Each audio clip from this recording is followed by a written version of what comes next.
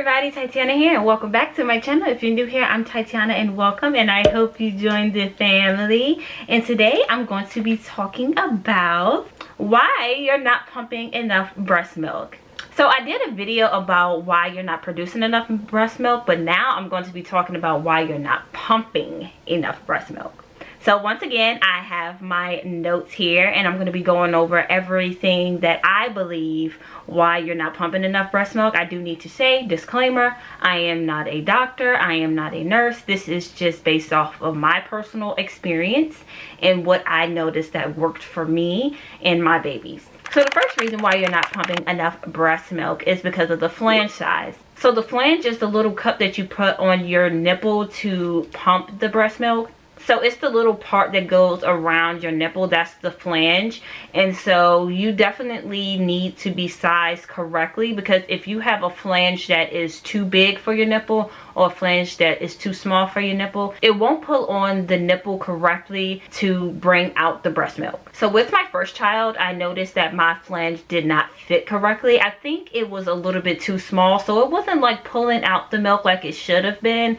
But once I had my second child, I realized that the flange was just way too small the first time, so I went up on a size, and so it was pulling the nipple into the flange correctly to be able to pull out that breast milk. So another reason why you may not be pumping enough breast milk is dehydration. I know I said that in the other video about breast milk, but you need to be hydrated. Like, you can't be dehydrated trying to pump. Like, you have to be hydrated. If you're dehydrated, your body doesn't know to release the breast milk, and it's not giving your body enough nutrients, I'm guessing, to release that breast milk. So if you're hydrated, you're more than likely able to pump more breast milk, but if you're dehydrated, you're less likely to pump breast milk at all. So another reason is the pump that you're using. So I suggest using a grade A pump. The pump that I use the Freemy Independent, and I also use the Spectra. I think it was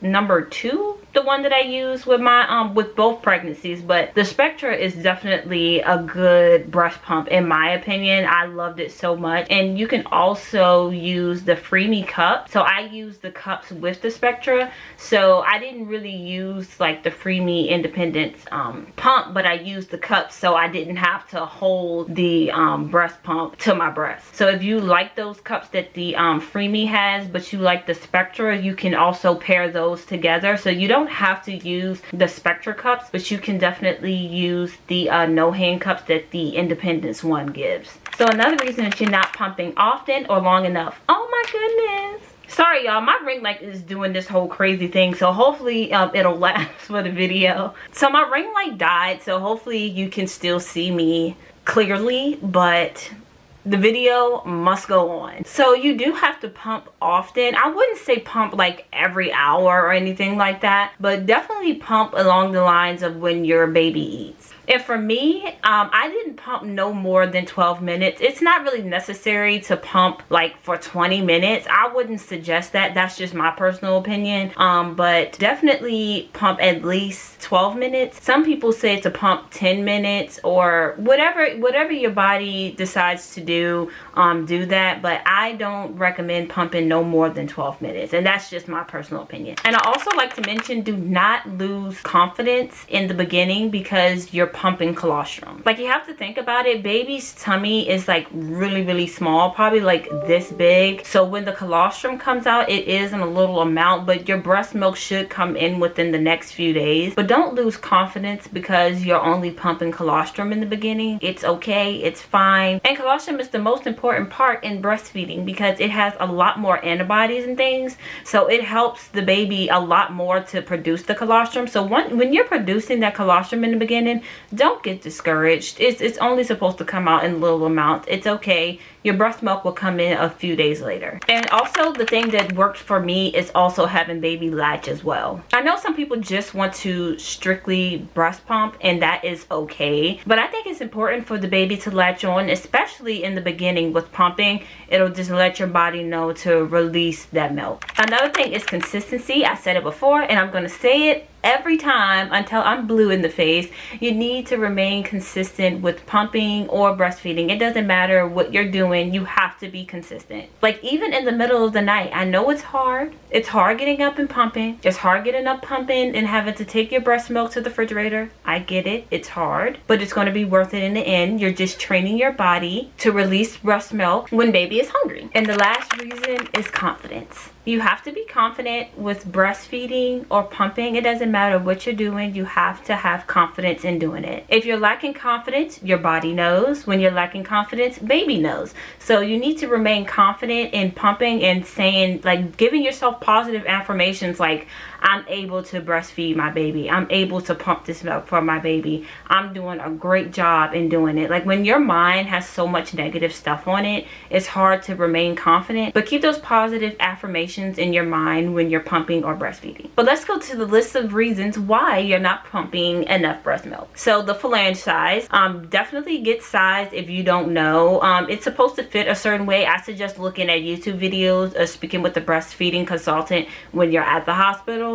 Not every hospital has good breastfeeding consultants, but if you have any questions, look it up, watch YouTube videos. There are different things that you can do to make sure that you have the correct flange size for your pump. The other reason is dehydration. You're probably dehydrated. You need to drink some more water. You need to get some electrolytes in you. Stay hydrated even in the middle of the night when you're tired and you don't know what else to do with yourself. Stay hydrated, drink water or drink Gatorade throughout the night. Stay hydrated throughout the entire breastfeeding experience, or the pumping experience, sorry. And get yourself a grade A pump. Like I said, I think that the Spectra works perfectly. I had the Spectra 2, so it was the pink one, but I think that it works amazingly. I think all the Spectras are good, but definitely invest in a good pump. They also have different insurance companies that'll pay for your breast pump. You just have to go online and look it up. They have like breast pump equipment that will be covered by your insurance. So if you just go and look it up, I'm sure you'll find like many of them.